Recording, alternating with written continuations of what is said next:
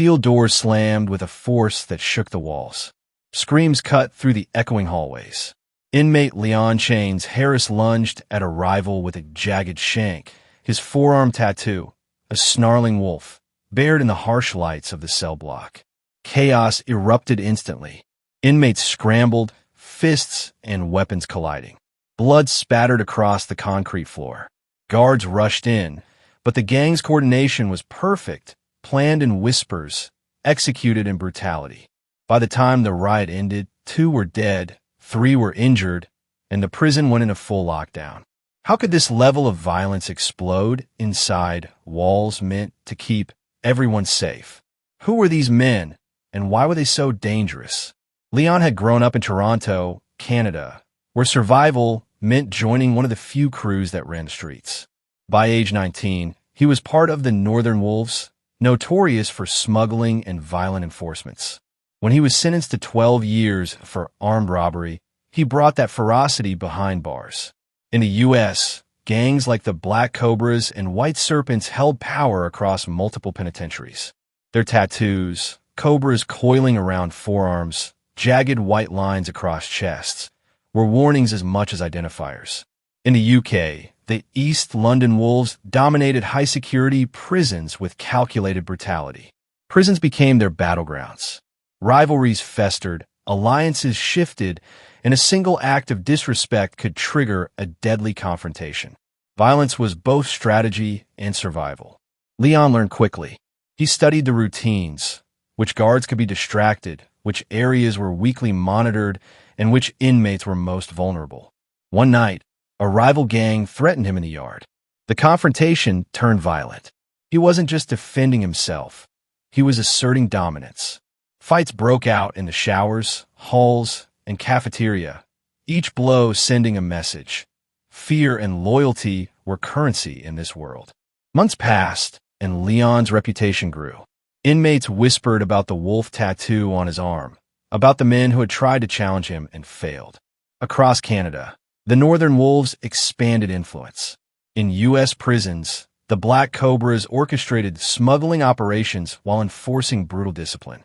In the UK, the London Wolves carried out silent, lethal attacks to maintain control. But power came at cost. One morning, a rival gang ambushed Leon during yard time. The fight was intense, brutal, and unrelenting.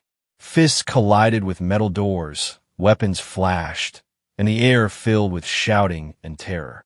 For the first time, Leon faced real danger to his life behind bars. By the time guards restored order, the prison was reeling. Alliances had shifted.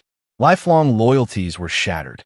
Tattoos and scars told the story of survival, but not all would make it through. The gang's operations extended beyond the prison walls.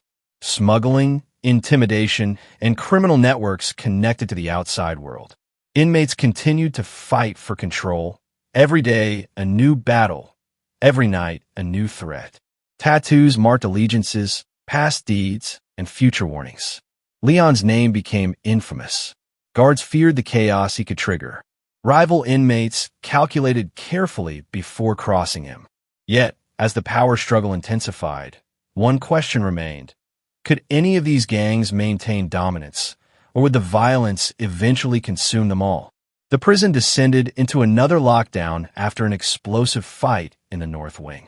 Questions lingered. Which gang would emerge on top? Who would survive the carnage? And how far would men like Leon go to protect their empire behind bars? Leon Chains Harris never imagined prison life would be more dangerous than the streets of Toronto. He grew up in neighborhoods controlled by gangs, where every alley carried a warning and every wrong look could spark a fight. By the time he was 19, he was already part of the Northern Wolves, a gang known for smuggling, robbery, and a brutal reputation that stretched across Canada. His forearm tattoo, a snarling wolf surrounded by claw marks, was a mark of loyalty and a warning to anyone who dared cross him. When he was sentenced to 12 years for armed robbery, he thought prison would be just another battlefield. But inside, the stakes were higher. The walls were thick, the guards vigilant, yet the gangs inside controlled everything, from contraband to territory. The Northern Wolves weren't the only ones. In U.S. prisons, the black cobras and white serpents had established empires. In the UK, the London wolves ruled with quiet, calculated violence. Tattoos were more than decoration. They were weapons, messages, and proof of allegiance. In his first weeks, Leon observed. He noticed which guards were strict, which wings were vulnerable, and which inmates had histories of violence. He learned quickly, survival wasn't about brute strength alone. It was about timing, strategy, and fear. One day, a black cobra inmate tried to steal his contraband stash. Leon confronted him in the hallway. Words escalated to shoves, and shoves escalated to fists. Blood ran down the concrete floor. By the time the guards intervened, Leon had established a reputation. The northern wolves did not back down. Even in calmer moments, tension was constant. Meals were silent except for the subtle exchanges of gang signs. Every glance could be a threat. Tattoos served as both pride and armor. Dragons, skulls, wolves, and serpents marked bodies, silently telling the story of crimes committed, enemies made, and loyalty pledged. Months passed, and alliances were fragile. Rival gangs whispered, plotting, always testing the northern wolves. Leon trained his mind as much as his body, learning which rival leaders were cautious and which were reckless. Each encounter, each fight, was preparation for the day chaos would erupt. That day arrived quietly at first. During a routine exercise period in the yard, Leon noticed unusual movements. A group of black cobras gathering near the far fence, eyes locked on him. He felt the tension in his chest, the warning signs of a fight that could decide control of the block. Before anyone could act, a single punch flew, and the yard exploded into violence.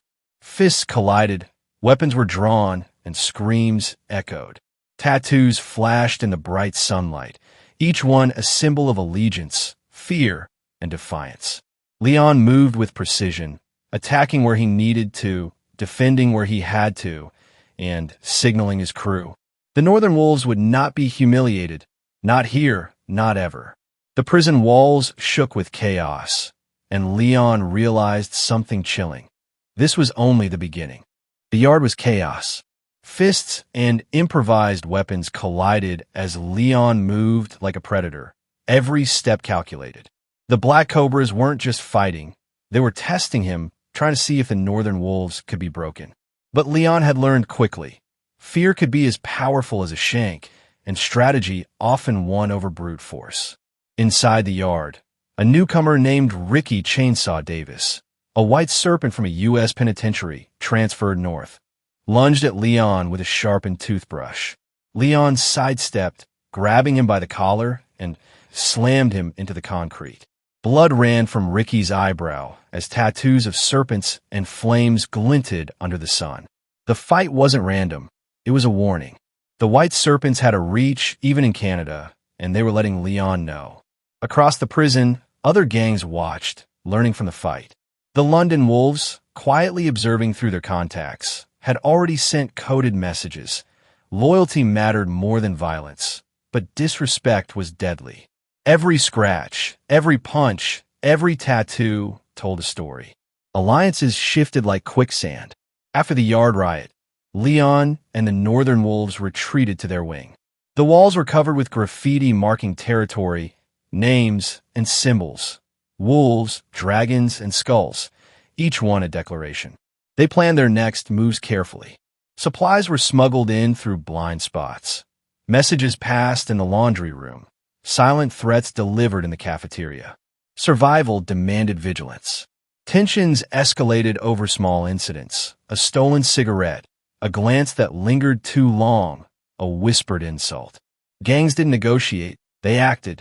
One night, Leon discovered that the Black Cobras were planning another attack, this time inside the showers. He gathered his crew, whispered instructions, and prepared for retaliation. Every Northern Wolves member bore tattoos marking loyalty. Wolves on shoulders, fangs on forearms, claw marks across chests. Those symbols weren't decoration. They were shields and weapons. When the attack came, it was brutal. Water splashed, fists slammed, and shanks glinted under fluorescent lights. Leon and his crew fought strategically, trapping attackers, isolating threats, and striking quickly. By the end, several black cobras lay injured, and word of the wolves' dominance spread. Even guards knew not to enter the showers without backup. Outside of the immediate fights, life was tense but quiet. Prison corridors were battlegrounds of a different kind. Silent threats, coded tattoos, and hidden weapons. Every day, Leon moved through these hallways like a general, calculating risks, asserting influence, and maintaining loyalty. But with every victory, the stakes grew higher. Rival gangs were already plotting the next move, and the Northern Wolves knew it. The calm never lasted long. One morning, as Leon walked through the yard with his crew, a group of masked inmates appeared near the far fence. Eyes locked, hands twitching toward hidden weapons. The tension was electric. Every man knew that this encounter could decide control of the block, and maybe even cost someone their life. Leon clenched his fists, his wolf tattoo flexing under the morning sun. This fight wasn't about survival anymore. It was about power, respect, and who would rule the prison. The first blow was thrown, and the yard erupted again. The yard was a war zone. Leon Chains, Harris, and his Northern Wolves faced not just the Black Cobras, but a coalition of rival gangs, including the White Serpents and a few rogue members of the London Wolves transferred temporarily to Canada. The first punches were thrown like lightning, and the fight erupted instantly. Shanks glinted in the sunlight, fists slammed into concrete walls, and screams echoed off the steel doors. Tattoos flashed, snarling wolves, coiled serpents, blood-red dragons. Each one a warning, each one a story of loyalty and betrayal. The guards were outnumbered, forced to retreat behind reinforced gates as chaos spread to the adjoining cell blocks. Leon moved with precision. Every strike, every grab, every push was calculated. He avoided the shanks aimed at him, retaliated with measured violence, and led his crew to strategic positions. But this wasn't just about survival. It was a battle for dominance. The gang alliances were fragile, and every move could tip the balance. In the North Wing, a black cobra named Miguel Blades Torres lunged at Leon from behind a fence. Leon spun, grabbed him by the collar, and slammed him against the wall. The thud echoed across the yard, silencing nearby combatants for a moment. Tattoos of fangs and flames glinted as Miguel collapsed, and whispers of fear spread through the gang ranks. Meanwhile, a riot broke out in the showers, where the White Serpents had attempted a surprise attack. Water mixed with blood as Leon's crew neutralized the threat. Every movement was a chess move, attacks, blocks, and counterattacks. But unlike a game, lives were at stake. The chaos wasn't contained. Prison walls shook from the fighting. Inmates from other wings joined, either to support allies or take advantage of the disorder. Blood stained the floors, screams pierced the corridors, and the air was thick with fear and adrenaline. Even seasoned guards had never seen a fight escalate so quickly, with so many gangs involved at once. By mid-morning, the yard was littered with injured inmates. The Northern Wolves had survived the initial onslaught, but their dominance was being tested like never before. Rival gangs regrouped, plotting their next move. Even Leon's wolf tattoo, a symbol of fear and respect, felt like a warning he needed to reinforce. In the chaos, alliances fractured. Some black cobras switched sides, lured by promises of power from other gangs.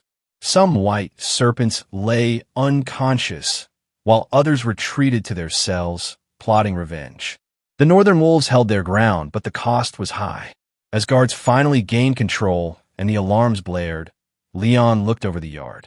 Bodies sprawled, tattoos smeared with blood, eyes full of anger and fear. He knew the war wasn't over. Rival gangs were already planning the next strike. Every scar, every wound, every tattoo would tell a story, and the story was far from finished. Even behind bars, the battle for power was relentless. The question now loomed larger than ever. Who would survive the next clash, and who would fall? The prison was on edge.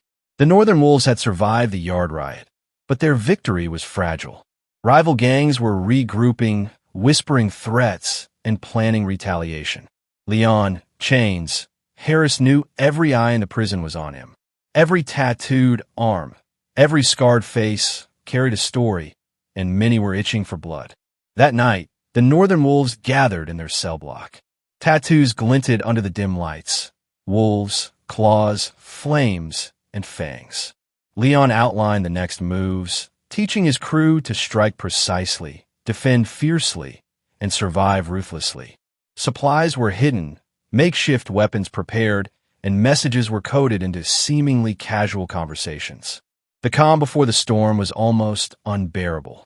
Meanwhile, across the prison, rival gangs prepared. The Black Cobras had recruited reinforcements from other wings.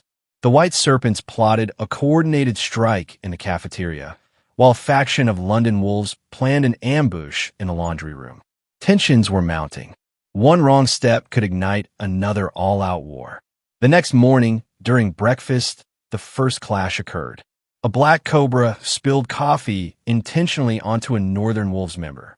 Words were exchanged. Fists flew. Within seconds, knives and shanks were drawn. The cafeteria erupted in chaos. Guards rushed in, but the violence had spread to multiple wings simultaneously. Leon fought with skill honed from years on the streets and months behind bars. Every strike, every maneuver was calculated. His wolf tattoo flexed across his forearm as he defended his crew, countered attacks, and signaled reinforcements. Blood stained the tables and floors, but the wolves held their ground. Outside the immediate fight, the prison had become a battlefield. Doors slammed, alarms blared, and other inmates joined in, either out of loyalty, fear, or the chance to claim territory. Tattoos were torn, clothes shredded, and the air was thick with sweat and tension. By mid-afternoon, the Northern Wolves had fended off the coordinated attacks, but the cost was steep. Several crew members were injured. Rival gangs had regrouped, nursing wounds and planning the next move. Leon knew the fight was far from over. As evening fell, a quiet descended over the prison. But it was the kind of quiet that came before a storm. Leon stood near the barred window of his cell, looking out at the dimly lit yard. He knew reinforcements from the US and UK gangs would arrive soon, and another confrontation was inevitable. The question hung in the air. When the next strike came, would the Northern Wolves survive, or would Leon himself fall? Every tattooed arm, every scarred face, every whispered threat in the prison walls hinted at the answer, but no one knew for sure. The war behind bars was far from over. The prison walls are more than concrete and steel. They are battlefields where survival is the ultimate prize. Tattoos tell stories of loyalty, betrayal, and violence. Fangs, claws, dragons, and wolves mark the bodies of men who live by rules few can understand. Leon, chains, Harris, and the Northern Wolves have survived riots, ambushes, and relentless attacks from rival gangs. Black Cobras, White Serpents, and London Wolves continue to test their dominance. Every day is a new fight, every night a new threat. Power comes at a price. Every scar, every mark, every drop of blood tells the story of control and survival behind bars. Alliances shift, rivalries ignite, and chaos can erupt at any moment. No one knows who will survive, who will fall, or what the next strike will bring. This is the reality inside prisons in the US, Canada, and the UK, a world where fear is currency, violence is strategy, and loyalty can cost a life. Tattoos are more than ink. They are warnings, histories, and threats etched on skin. And the question remains, in this war behind bars, who will rise, and who will be left broken? The story of the most violent prison gangs is far from over. Stay with us, because the next chapter could change everything.